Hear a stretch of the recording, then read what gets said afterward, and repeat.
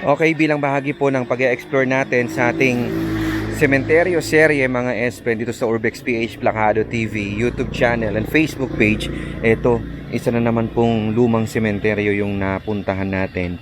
Sa bayan po ito ng San Fabian dito po sa Pangasinan. And as you can see, itong video na ito will speak for itself dahil ayan na.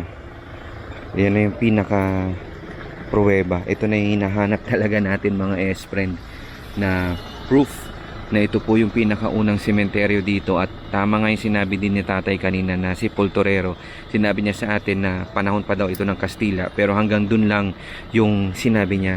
Hindi rin niya kasi alam kung kailan talaga ito nag-open, pero maaaring safe natin pwedeng masabi mga S-friend na ito mga ganitong klase sementeryo kasi na sa tuwing kino-construct sa panahon ng mga Kastila ito sa tuwing nagko-construct sila ng mga simbahan, maaaring 1 or 5 years mula nang matayo ang simbahan meron ng ganito, or gagawa na rin sila, magko-construct na rin sila ng mga sementeryo.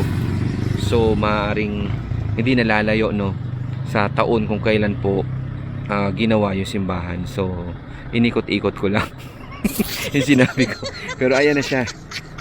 So at least nahanap pa rin natin, at least nakita pa rin natin mga S-friend yung ilang mga hinahanap natin na mga pruweba sa kalumaan ng isang sementeryo, lalo na sa panahon ng mga Kastila ginawa.